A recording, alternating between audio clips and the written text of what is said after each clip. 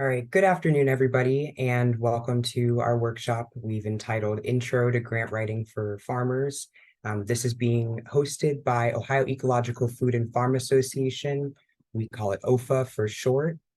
And I'm really glad you're all with us today. Like I mentioned, this session is going to be recorded, and I'll be able to send you that recording when the workshop is completed. Now, I'll give you a quick rundown of how things are going to go today. I'm first going to give you a brief overview of OEFFA in case you're not familiar with it. And even if you are, I just want to highlight a few services that we offer that could help you continue this process of grant writing, even whenever you're finished with the workshop here today. And then I'm going to hand it over to one of my colleagues, Abby, who is very experienced in this realm of grant writing, especially for agriculture. And she's going to give you some of her tips and tricks of what's made her and others successful in the past, and then also give you some specific ideas for places that you can potentially look for funding for your operation. And then finally, we're going to pass it over to Joan Benjamin, who is here with us from North Central SARE, and is going to do a deeper dive into SARE grants and how those could potentially impact your operation as well. Now, before I get going, are there any questions? Perfect.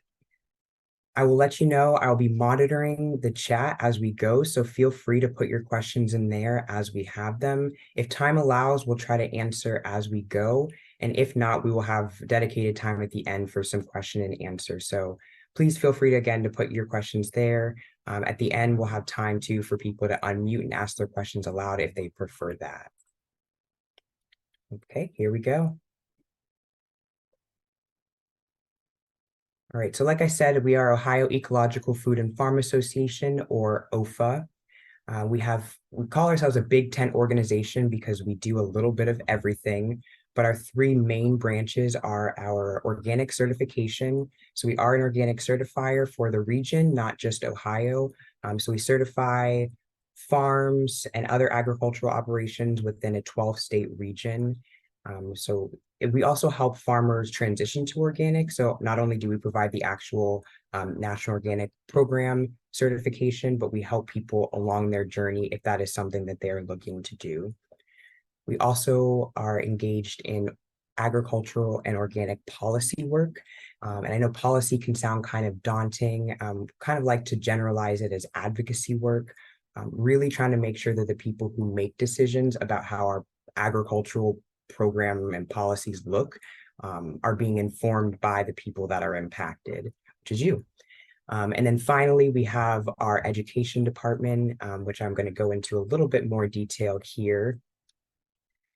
Our education department is pretty wide-reaching in that, like I said, we provide assistance to operations that are looking to transition to organic. We also have what is finishing up right now, our farm tour and workshop series. We provide free technical assistance to farmers, handlers, also people who are just conscious consumers, anyone who's really interested in anything sustainable agriculture. We have free technical assistance available to them. I already mentioned we provide assistance for transitioning to organic. We have a newly robust outreach department who is really focused on making sure that farmers and other producers are connected with the resources that will help them grow.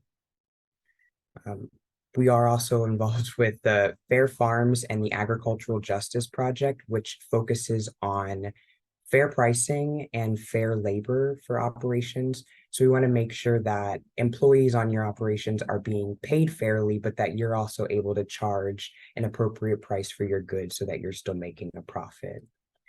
We also host an annual conference every year. It's one of the largest sustainable agricultural conferences in Ohio. We invite you all to come to that. That'll be in February of 2024, and that's in Newark, Ohio. And finally, we offer land access advising.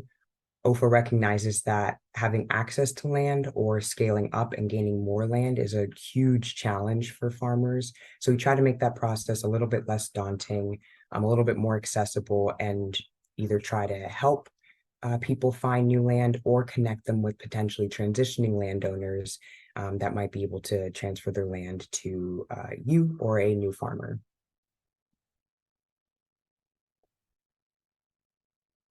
I want to go a little bit in depth about our OEFFA outreach because we've worked pretty hard to make this a good landing page for producers and to make it understandable.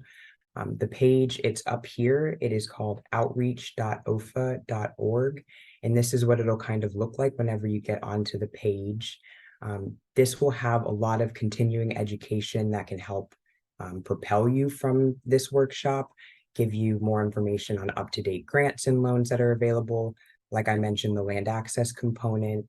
This is where you're also able to connect with other farmers like you and other networks that might be able to support you in your work. And we have a continually updated resource page with just some general resources to help you and your operation. And this is where you'll also be able to find information on our technical assistance, which I wanted to highlight here. I think this is a really underutilized resource here at OEFFA. We have sustainable ag educators that their primary job is to help farmers and other agricultural producers. So you can call us or email them at any time of our business hours, and they can either help you answer your question or find the right person who will. And our sustainable ag educators have hands-on experience doing this type of farmer support work, but also hands-on experience working on farms in a diverse array of specialties. So really do lean on them as a resource because that's what they are there for, and they're happy to help. If you don't want to call in, we also are hosting what we're calling farmer help shops once a month. It's a little bit confusing about the timing, but it is every third Monday from 1 to 3 p.m. And that is just drop-in hours, similar to how a college professor might have office hours. You can just call in and they'll be in the Zoom ready to answer your questions. We are also available to do farm visits. Of course, we have to figure out the logistics of where your operation is in comparison to where the educators are. But that is something that we are happy to make happen if that is useful to you, to actually come out to your farm, walk the land, and really talk about what some of your goals are and how we can help you meet those. So again, that's our farmer help shop. That is every third Monday from 1 to 3 p.m. And anytime outside of those hours, like I said, you're welcome to call OEFFA and one of our educators would be happy to help you out.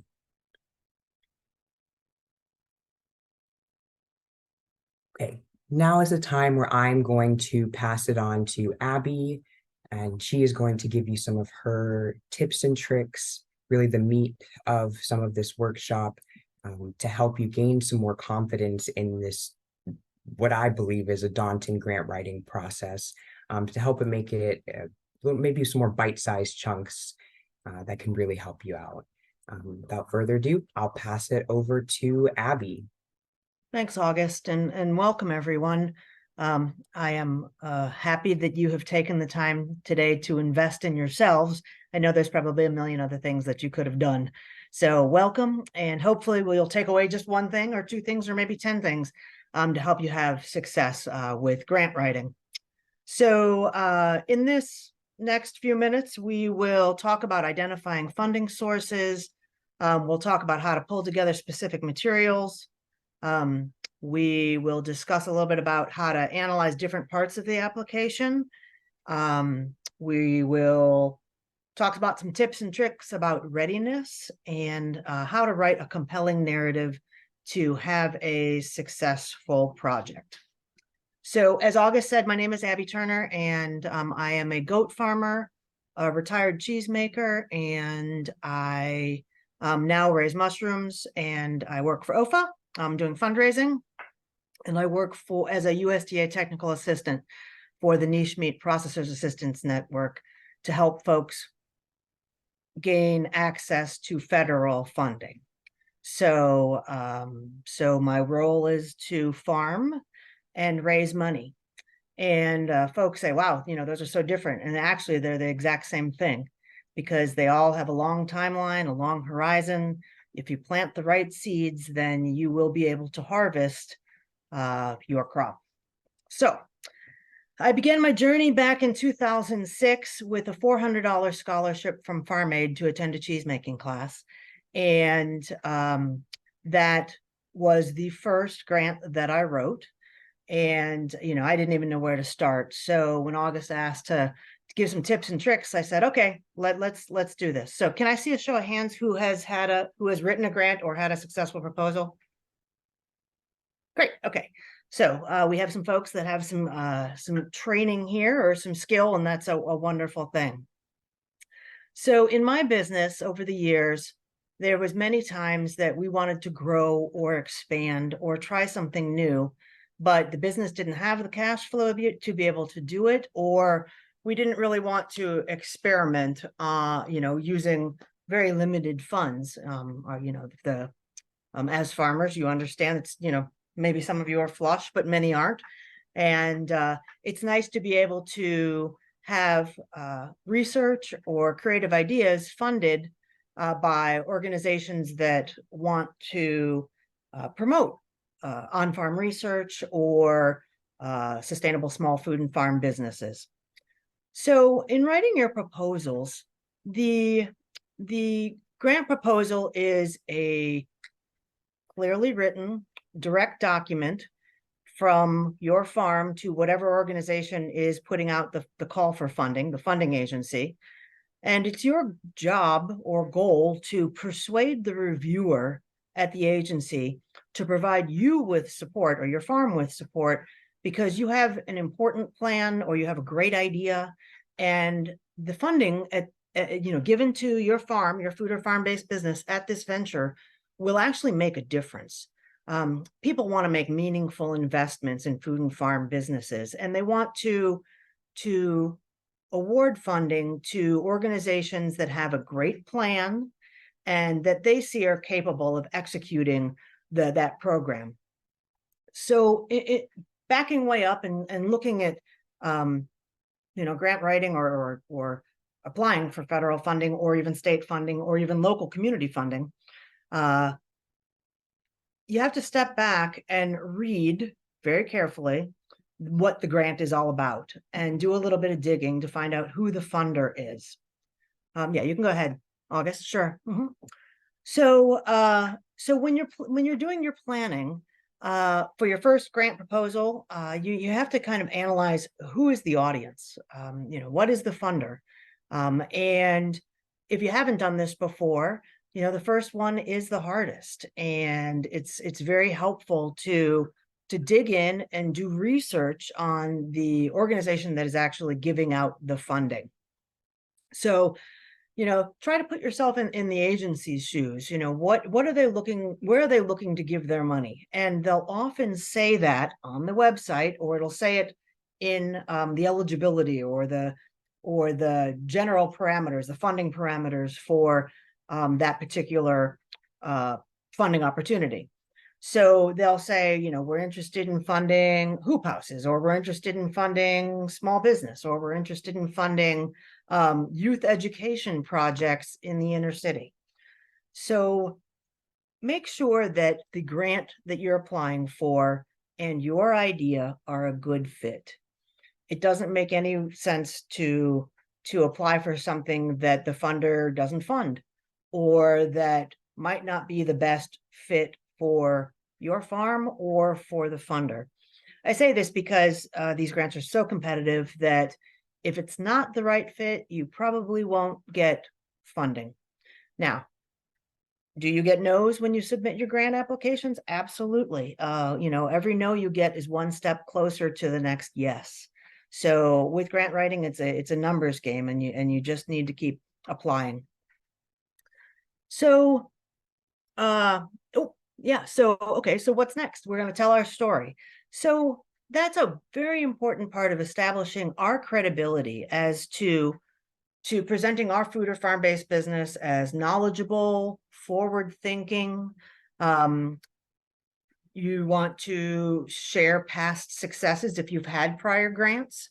You might want to say, I got a food animal trust concerns grant in 2021, and we've received this grant, in such and such a year.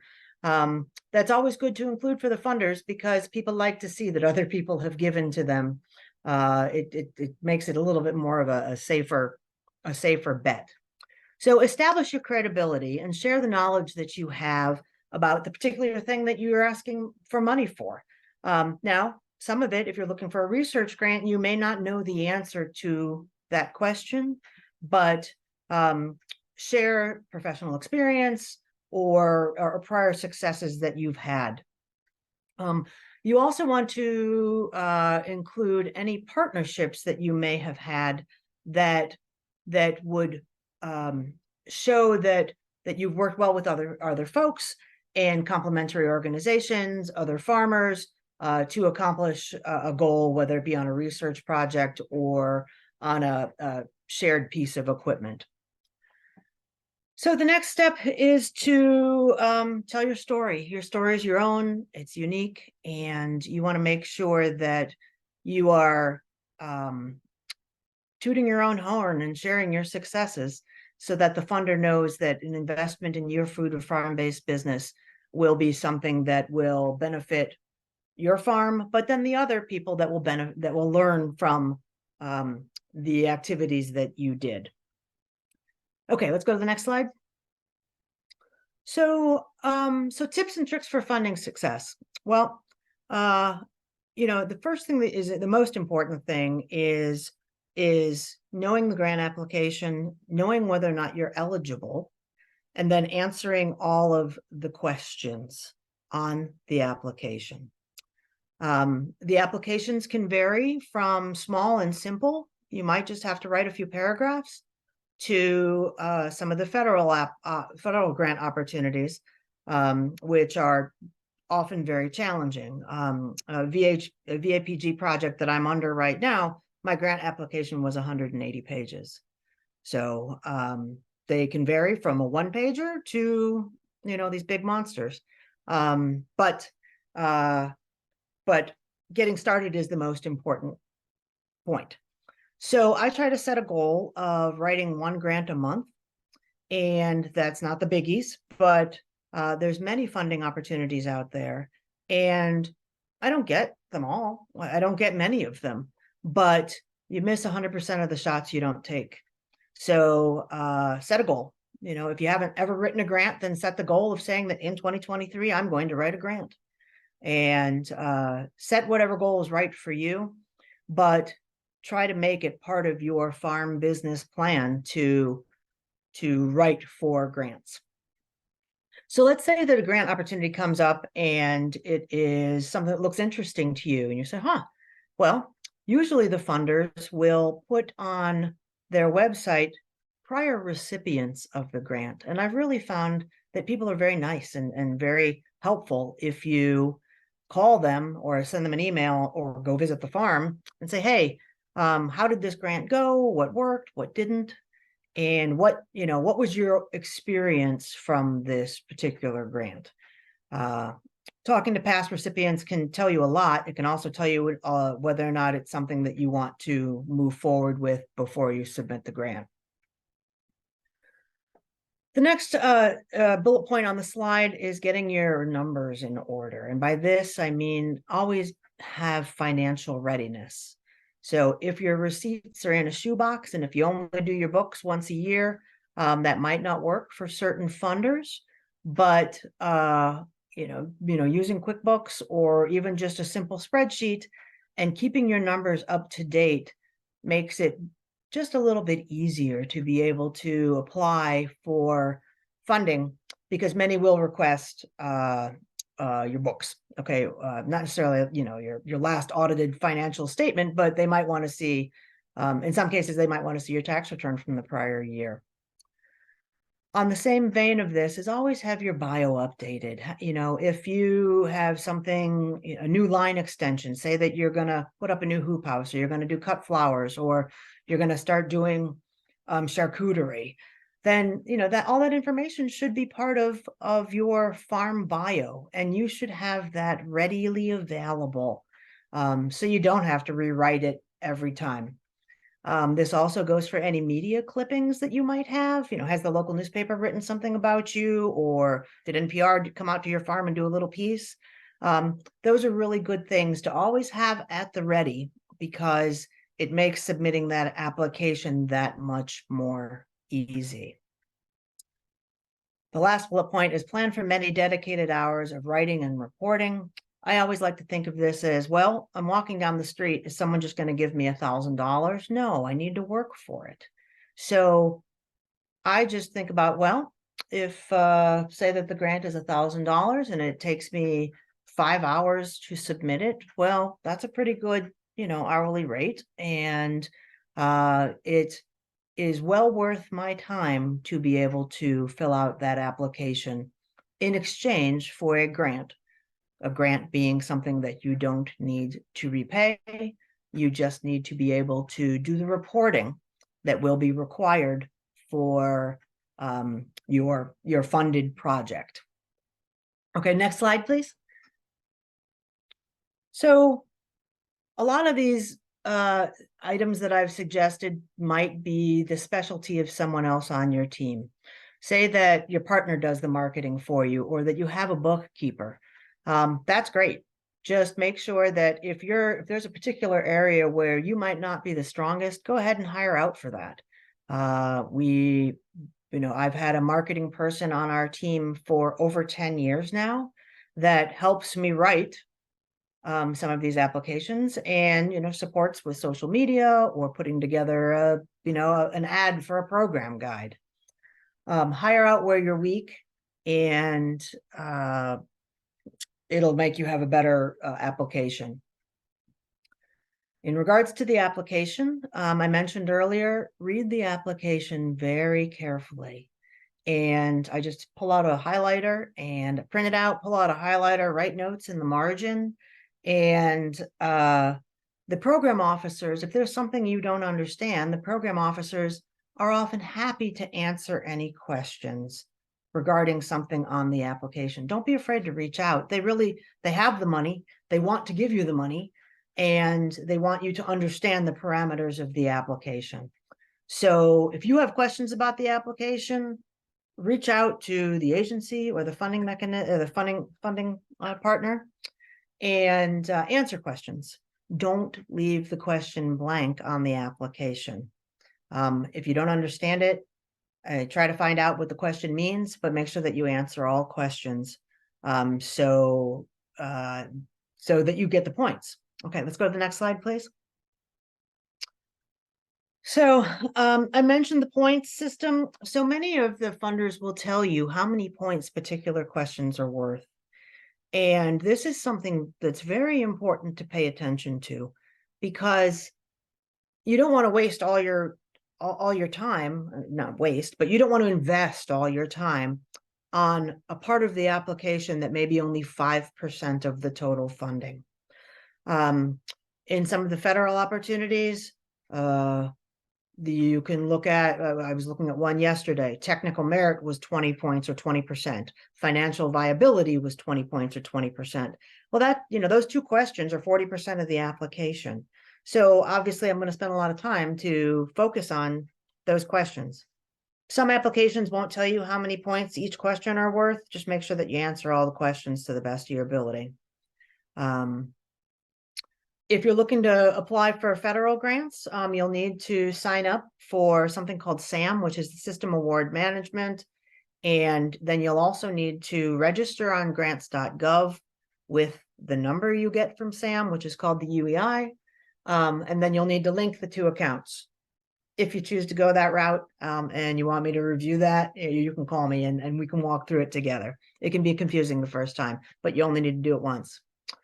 So the federal grants require you to have your registration always updated, and this is the way they pay you. So that's a very important thing. You want everything to be seamless so that direct deposit just lands in your checking account, and you get the funding that you have agreed to in the application. As you write these applications, save all your work. recycle it, copy, paste. When you're writing the application, sometimes you'll just be filling out an online form, which will have you type text into boxes. I always make sure that I save and copy and paste those text into boxes because not all funders will send you a copy back of your application. And there's nothing more frustrating than spending 4 hours on something and then hitting submit and realizing that you don't have a copy of that to be able to modify, submit to somebody else. So save all your work, recycle it. Every grant is different, but you usually can use pieces and parts from other grants because your farm is your farm, and you know it's one of the questions maybe tell you about yourself. So that information is not going to change; it's just going to evolve. Okay, next slide. So there's many different funding mechanisms for farmers, and you will qualify for some and not others based upon what type of funding you need or what type of activities you do. I applied for a grant last week with someone that was just for flower farmers. I worked on one earlier in the week that was specifically designed for meat producers. So start paying attention to who the funders are and what they are funding. And many farmers in your local community can share information as well. Okay, let's go to the next slide. We'll go through pretty quickly some grants that other farmers have received. And they vary in complexity in terms of amounts. And I know that August can also answer many of these questions about EQIP and some of the other NCRS grants. So we'll do that in the question and answers sessions. So EQIP is the Environmental Quality Incentive Program, and it is an award to do conservation and technologies on agricultural lands. So it could fund hoop houses, or I saw a proposal recently for a drainage ditch and a bridge to do wastewater management. And they're great grants and a great way to get started if you haven't applied for anything in the past. Okay, next slide. The local food promotion program comes around annually, and this is providing funds to regional food business enterprises to help with marketing and distribution of locally produced agricultural products. I know that there was an Ohio example. There was a group of egg producers, I believe in the Hillsborough area, and they got a grant in the last round of funding. So there are a few people in Ohio that have LFPP funding. Okay, next slide. So value-added producer grants. The value-added producer grant program is to help farms and farmers take a raw agricultural commodity and modify it in a changed manner to bring more income back to the farm. So the value-added producer grant, as a cheesemaker, I have goat milk. I turn it into cheese. I can never turn that cheese back to milk. So that is an example of a value-added process that brings more dollars back to the farm. If I'm selling cheese for 20-some dollars a pound, that obviously has more value than a $4 quart of milk, of goat milk. So the value-added producer grants, as I mentioned, are pretty challenging grants, and we've been lucky enough to receive 2 of them, but we've applied many times, and they're very competitive. These grants are usually they're springtime-ish, and they are great if you produce a raw agricultural material and you want to change it in some way to create a new product for consumers. It can be a very important grant. Okay, next, please. So the Food Animal Concerns Trust grant, they are opening on November 1st. So that would be next week.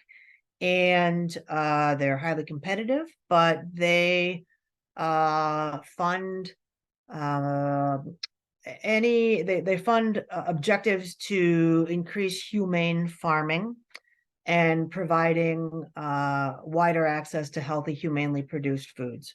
I know many people that have gotten fencing money from them, solar fencing money, or maybe livestock housing, watering systems. The grant application is not hard. So if you have animals or livestock, it's a great place to start. And they open next week. So good luck with that. Okay, next.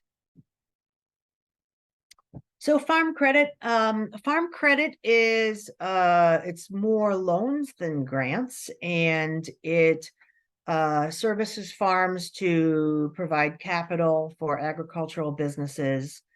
And maybe August can talk a little bit more about farm credit. I know that you've done some work with that. Okay, let's move forward.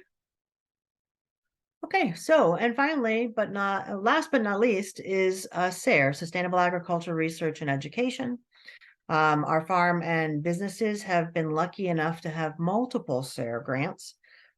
We started, our first SARE grant was for $500 to host an on-farm agritourism event. And I think this was maybe 2009. We did an edible weeds workshop, and the SARE grant helped us pay for printing of some postcards and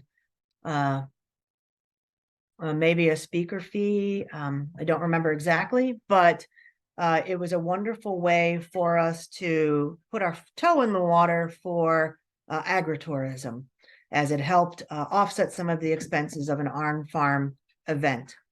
As I mentioned, we did an edible weeds workshop, and we cooked with foods that were foraged from our pastures, lamb's quarter, Queen Anne's lace, purslane, all sorts of wonderful things. So people showed up, we did my pasture, and then we ate it. And we actually had 150 people show up, which was kind of overwhelming, but it was a great success. So that was our first SARE grant. We have had other SARE grants. We did a food waste for farms project, which was really wonderful. We were recycling organic produce, seconds, and stuff that was short dated to feed our pigs, goats, chickens, and there was 3 or 4 other farms in that project. There is a food waste for farms YouTube channel, and there's a few videos that we produced there as an educational tool for others to talk about using food waste to feed animals on the farm. And so those videos are still up there. And I mean, some of them, it's really great because through the SARE grant, we produced an educational component that I think the pig one has had like 7,000 views. So yeah. So without further ado, I will invite Joan Benjamin to talk more about the SARE grants as a great way to get started for a great grant for your food or farm-based business. Joan? Hey, thank you, Abby. And hello, everyone. Thanks for joining us today. I'm Joan Benjamin, and I coordinate the Farmer Rancher grants and the Youth Educator grants for the North Central Region Sustainable Agriculture Research and Education Program that we call NCR SARE. I'm located in Missouri, based at Lincoln University in Jefferson City, but most of our staff is located at the University of Minnesota, which is our host institution. So I'm going to tell you briefly about the SARE program and then give you more specifics about the Farmer Rancher Grant Program and the Youth Educator Grant Program. But you can also find more information on our website that's listed here, northcentral.sare.org. It goes through all 6 of our grant programs. There are PowerPoint presentations that go with these so that you can find out more information. And there's also, for Farmer Rancher and Youth Educator, there's YouTube videos that I gave about applying for these grants as well. Let's go to the next slide. So SARE, if you're not familiar with it, is a USDA program. It's funded through the National Institute of Food and Agriculture, or NIFA program. And the purpose is to provide grants and outreach to advance sustainable innovations to the whole of American agriculture. Next slide. This is a different kind of a grant program. We don't go through grants.gov.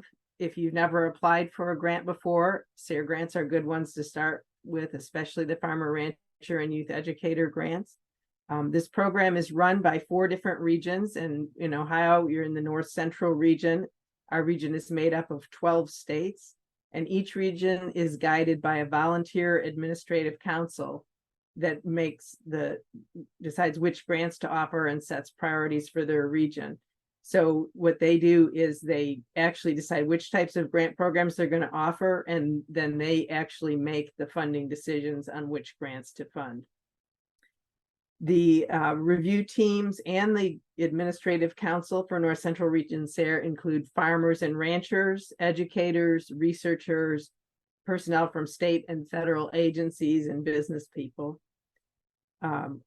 Also nonprofit representatives.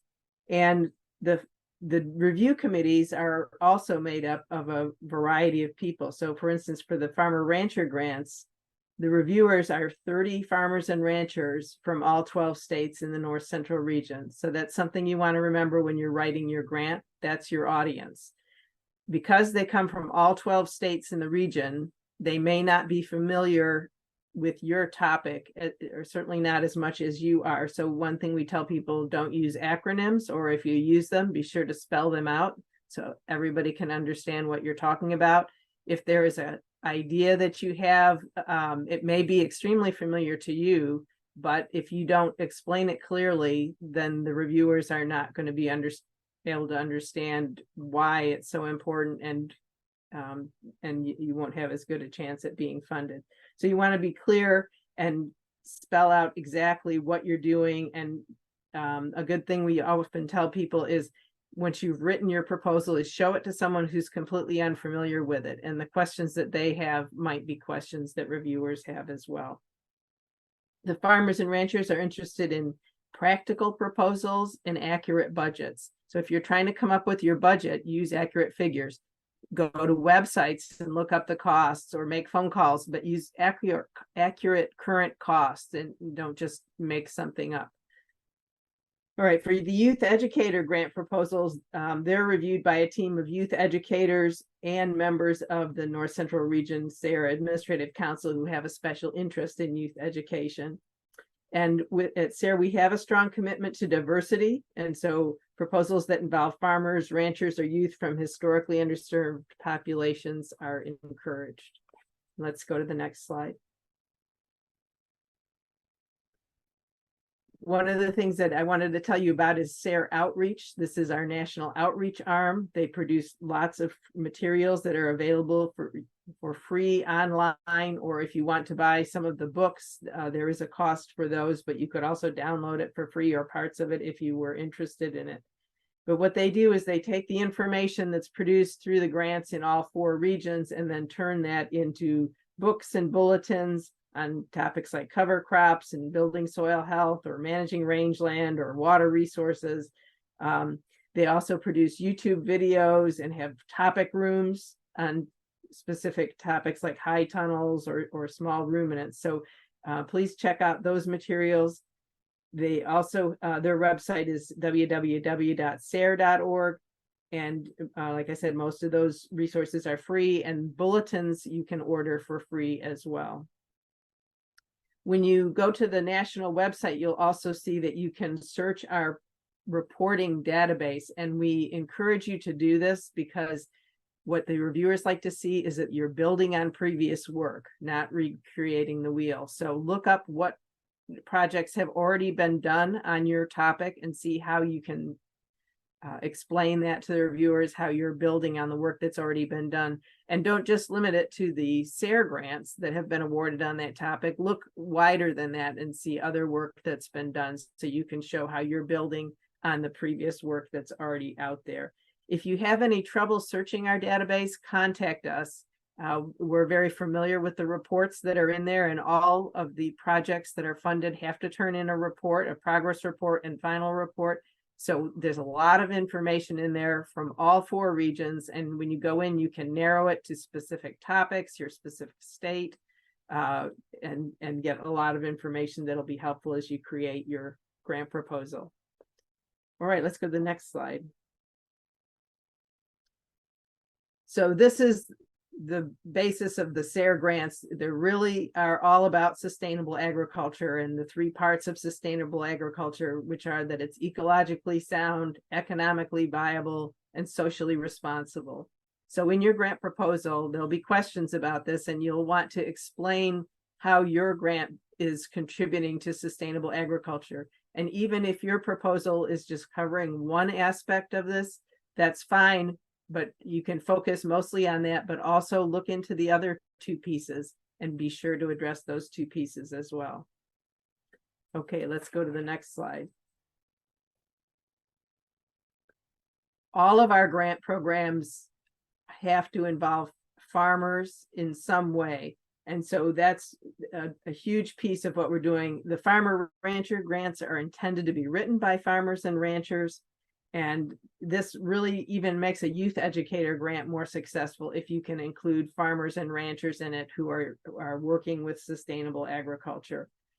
So these grants are for sustainable agriculture research, demonstration, and education projects. They're not for startup costs or everyday farming expenses, except those that might be directly related to a project. So what I mean by that is, suppose you were looking at different grain crops, maybe different varieties, and looking at how different ones might lower your need for outside inputs.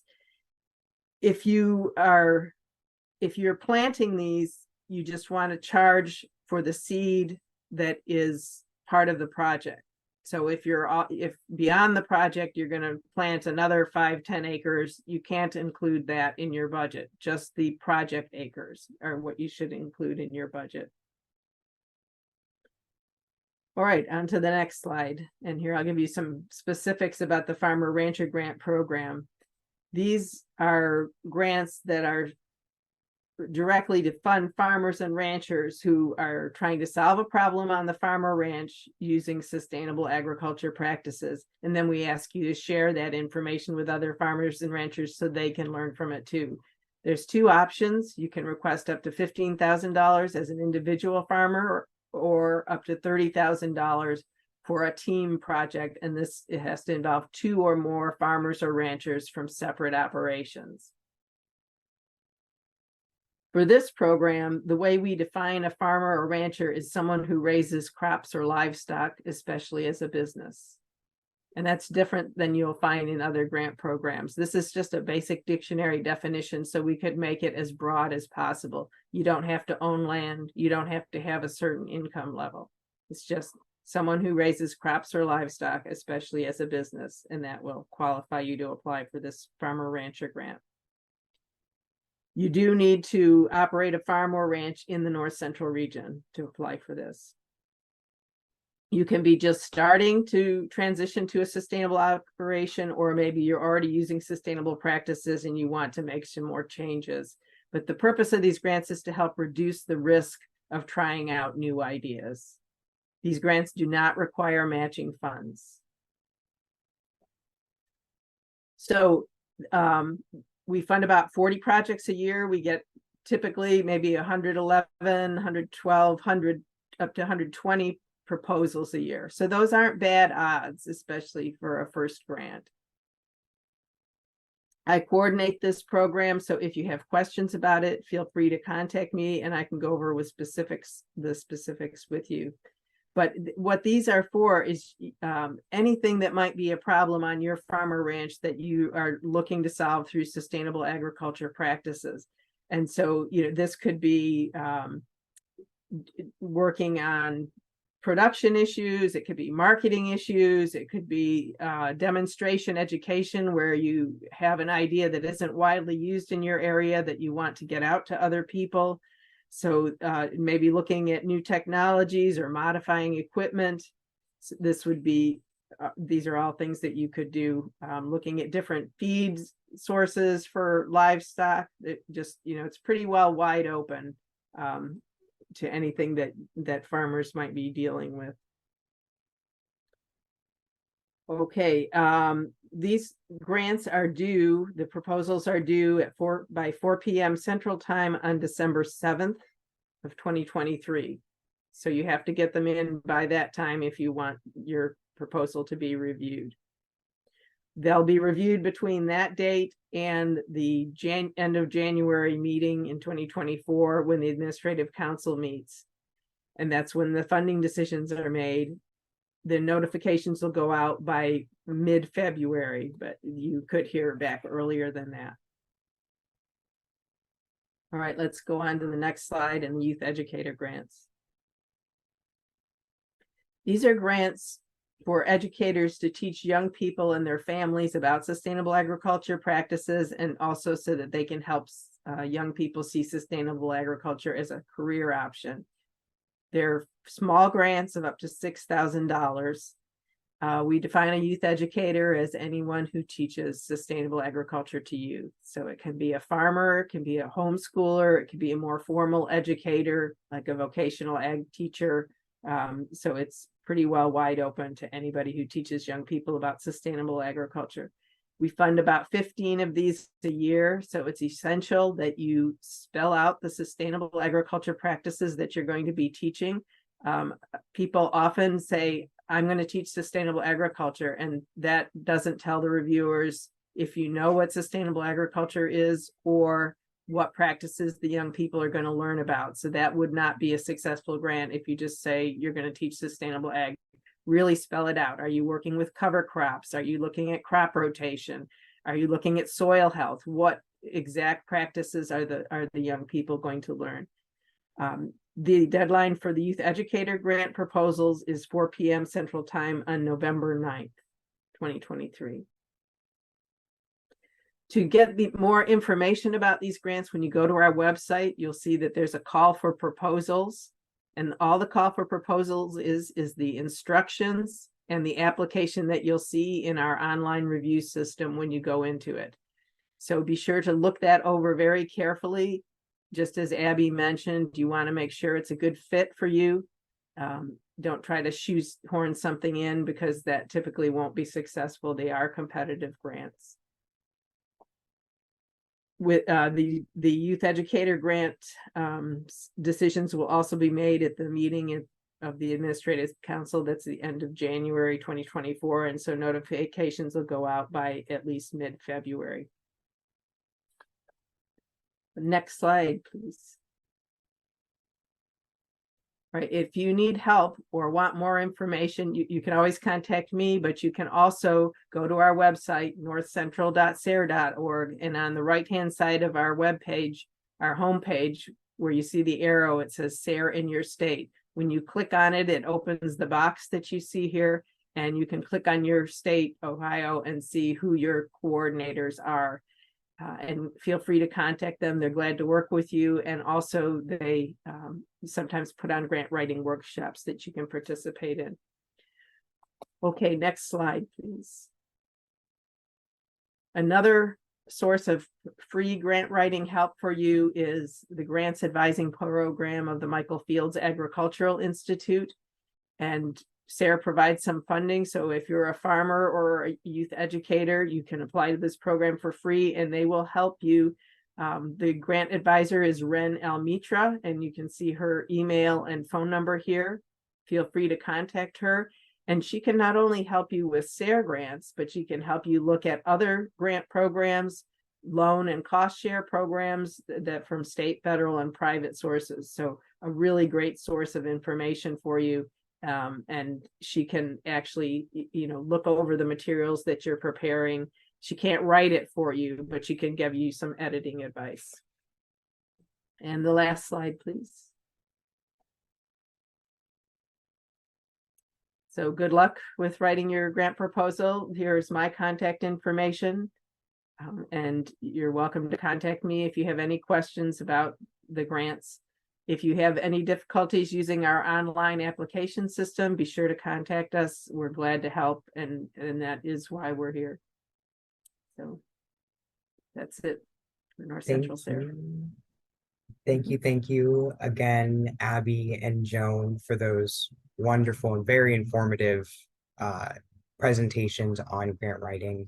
Again, I really appreciate you both taking the time to be here today. I think grant writing is an extremely important skill for farmers to develop. And I say develop because it's not always something that's very intuitive, but like you're saying, you start somewhere and it's something that you can really learn to build on. And we have a rather small group here today. So we have plenty of time and space for questions or clarifications.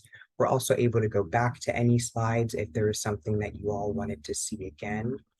So at this point, I will open it up for questions. You're welcome to either unmute yourself or you can put it in the chat and I will repeat those questions aloud.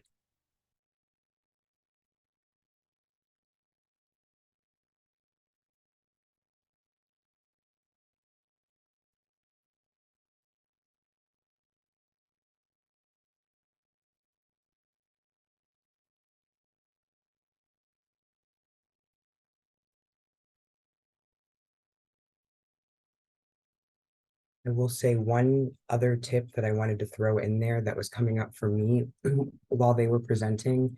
I know Abby mentioned, make sure that this grant is a good fit for you. Make sure whatever they're asking for is aligned with the project that you're looking to propose. On top of that, sometimes within an application, again, she said there might be specific points awarded towards questions. There might even be spelled out what are their priorities in this grant. So it might be a very general sounding grant, but they have some specific priority areas that they're looking to hit.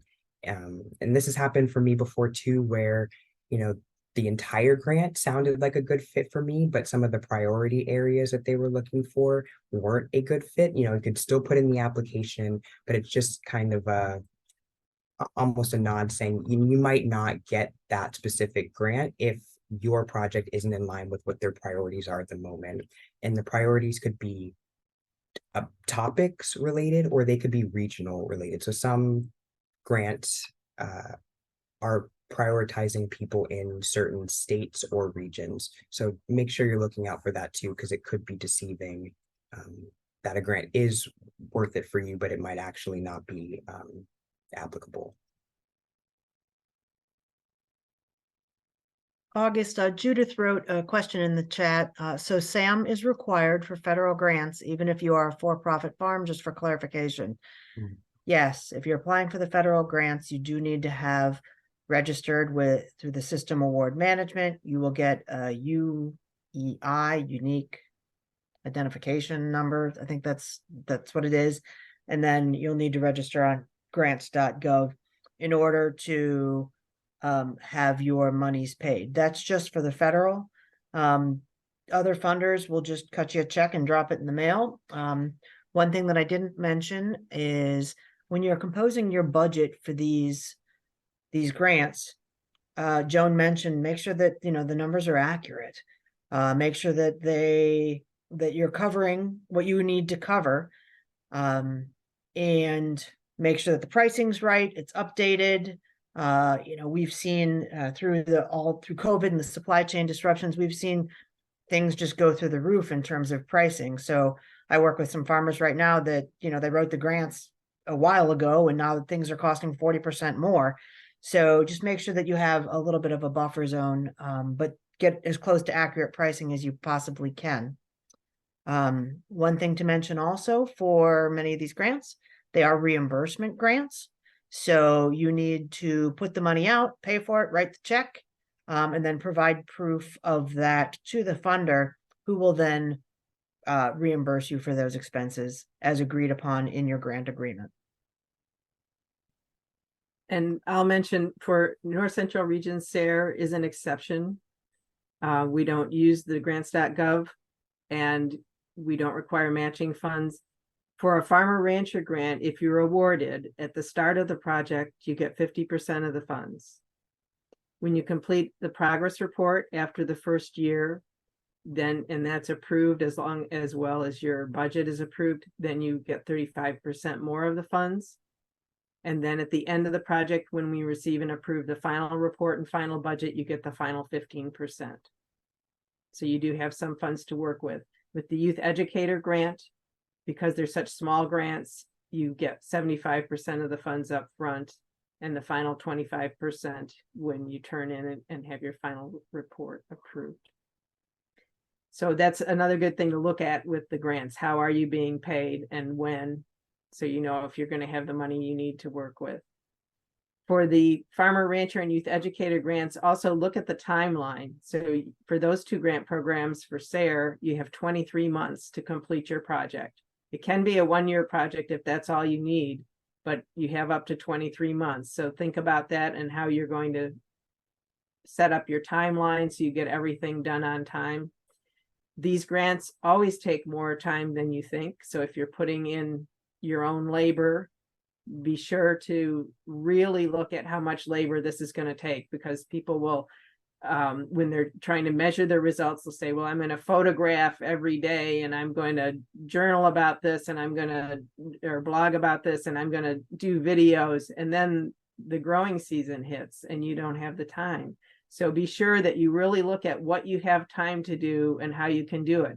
And if things change as you're going, if you're awarded a grant, talk to the grant agency. So in this case, if you talk to us, talk to the person in charge of your grant program, we can look at budget changes if they're needed.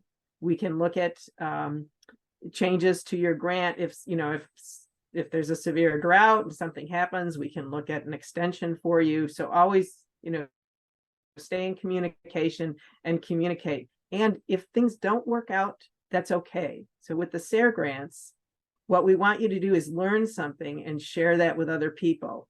And to us, that's a success, because they're not always going to work out the way you think they are. In fact, they often don't work out the way you think they will, but you learn from it and you share that information with others. And then everybody can move on from there and say, okay, this way doesn't work, but we learned from that, this other way may work. So that can be very valuable information. Thank you for that clarification. And before I get to the next question in the chat, Deanna, it looked like you had your hand up. Did you still have a question? Yes, thank you so much. I wanted to ask if you can elaborate regarding what Abby said and while she was presenting. She said August can speak more to this. Do you remember what she was talking about? I'm sorry. I believe she's talking about the loans. Now, I'm less familiar with the Farm Credit Mid-America loans. I have a bit more familiarity with the loans that you can get from the Farm Service Agency, the FSA. If you want to talk about that a little bit more, maybe contact me, because it's a little bit more tricky with the paperwork that you need to get for that, and kind of has to be, traditionally, you have to be denied or at least have tried to secure funding from a traditional lender. So like, for example, a bank, before the FSA will allow you to get a loan from them. Yeah, that's kind of all I'll say about the loans, because they can get a little bit tricky, but it's definitely something to keep in mind if you're looking for funding in general. Thank you. The National Sustainable Agriculture Coalition, NSAC, has a really nice resource of listing out different funding opportunities. So that might be an interesting place to start. Peter, I saw you wrote in the chat, who funds agroforestry? If you even just Google agroforestry funding opportunities, the USDA has a publication on what research, what different funding pools. I know SARE does, the Appalachian, I think it's the Appalachian Regional Commission, or there is some Appalachian agroforestry grants that are rolling, so there isn't a deadline. So I would, just dig around and see what you can find. We can also do some digging, August. I would definitely say that agroforestry would be something that is included under what's considered conservation practices through NRCS, which means that more than likely, you'd be able to apply for an EQIP grant that we mentioned earlier to fund some agroforestry practices. They'll likely ask you to be like a little bit more specific about what within agroforestry you're looking to do. But if this is something that you already have established and you're looking to kind of boost your agroforestry on your farm, Another opportunity to look out for is CSP. I believe I'm getting the acronym correct. The Conservation Stewardship Program. It works very similarly to EQIP in that it is administered by the NRCS. They're looking to fund conservation practices and technologies on your farm and provide that technical and financial assistance for you to implement them. The difference is very nuanced, but essentially EQIP is for people who might just be starting out their conservation practices. Maybe you've been doing sustainable agriculture on your operation for a while, but this particular practice, a hoop house for the first time, or a new irrigation system might be something to be funded through EQIP, whereas CSP has funding for people who are looking to expand what already exists. So maybe you already have a wastewater management system and then you're looking to build something else on top of that. Then you might want to apply for CSP. Both, well, specifically CSP, but I will say NRCS in general has funding set aside for organic producers and those interested in transitioning to organic. I say that because it's kind of untapped money, especially in Ohio. I'm not saying, you have to transition organic tomorrow, but if that is something that is in your plan or something that you're interested in, there is money available to help you transition, to help offset the cost during your transition. And like I've already mentioned with OEFFA, we have some assistance that we're able to offer as well.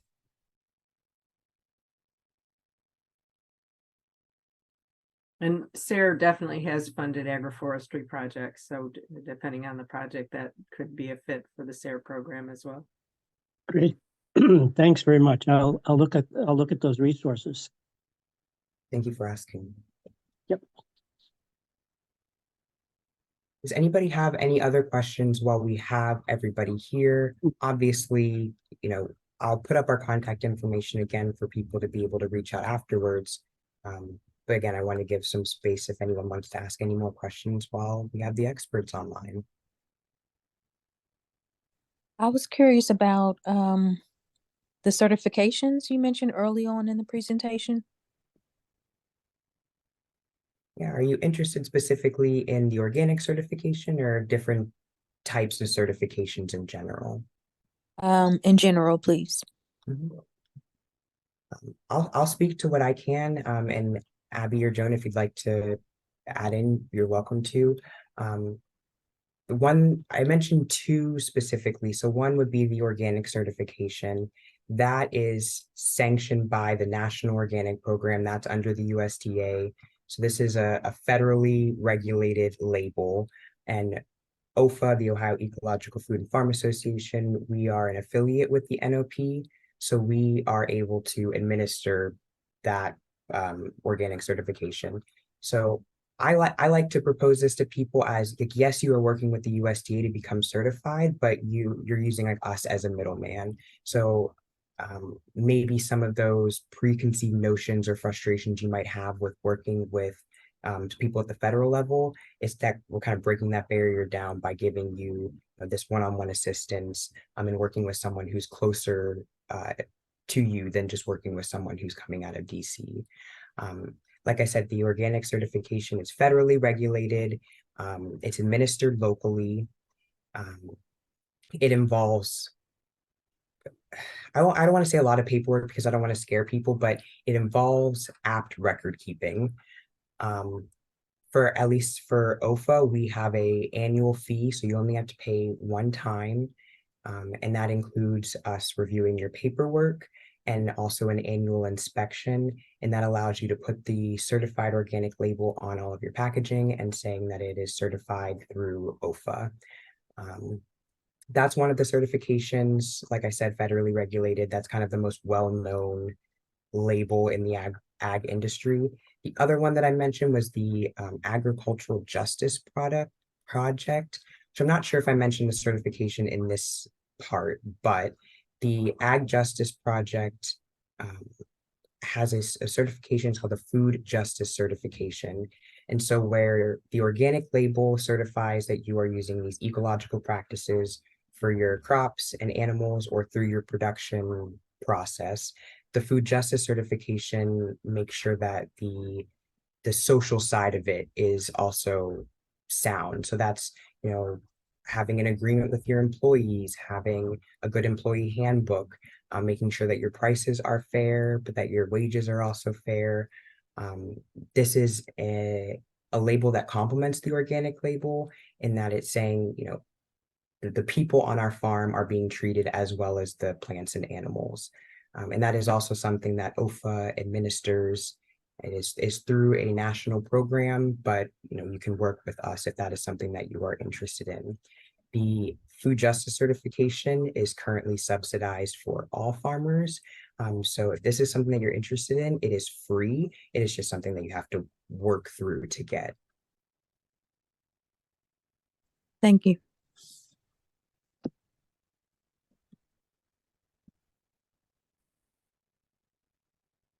There are other certifications that are out there. There's certified natural, I mean, there's a whole list, but there's certified naturally humane, there's certified like pollinator friendly, you know, there's many.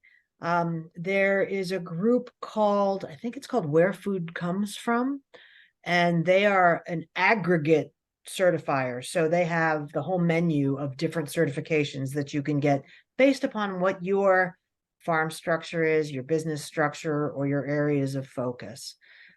So that may be an interesting place to start to kind of see the different types of certification. The certification does require documentation. It requires often an inspection, but many consumers enjoy knowing that you are held to a certain standard of accountability by a particular certifier. So Where Food Comes From might be an interesting place to start. Thank you.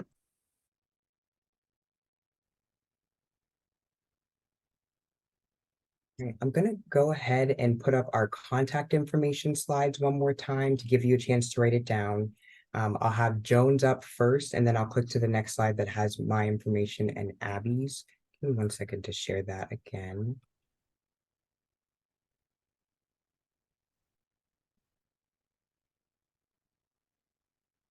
Everybody able to see that screen? All right. So I'll give you just a minute to jot down Joan's information if you'd like.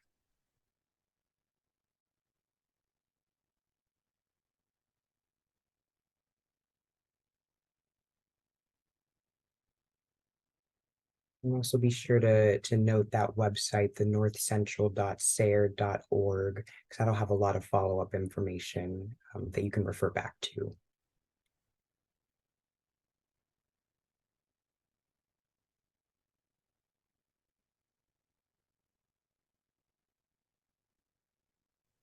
Right. And then lastly, I don't believe I ever introduced myself now that I'm thinking back on it. But my name is August. I also work for OEFFA.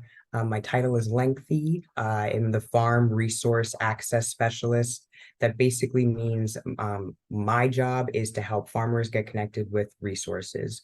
So I work a lot with that outreach team who compiles the website that has those ongoing resources for you. And I also work pretty closely with various USDA agencies to help break down that process and hopefully get people actually connected with some of these programs that we've talked about. So that's me. I'm August. You're welcome to reach out to me if you have any questions about this event. I'll also be sending out the recording to this. So anything logistics related, you're welcome to reach out to me. Then we've also got Abby's information on there, and she gave a good spiel about what she does here at OEFFA. We're very lucky to have her.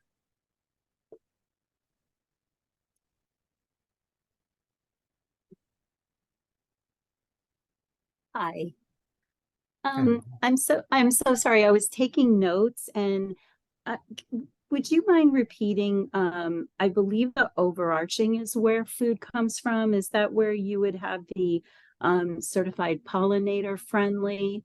You mentioned like an overarching resource and then you did list. So I was taking notes. I didn't catch the whole thing. If you don't mind repeating that. No, the name of the certifier is called Where Food Comes From, and Okay. they do multiple certifications. So it's you could choose to be organic, you could choose to be, non-GMO, the butterfly, you can choose which badges you want for your company based upon what your business model is. Or you could choose none. So Thank you. Great. Before we wrap up, do we have any more questions for the group or comments?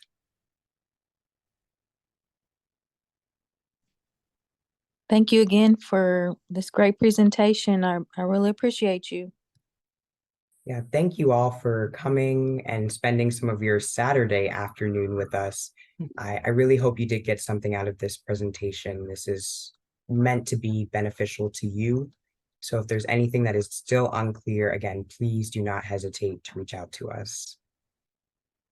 I just wanted to ask, is it possible to forward the presentation to someone else who might be interested?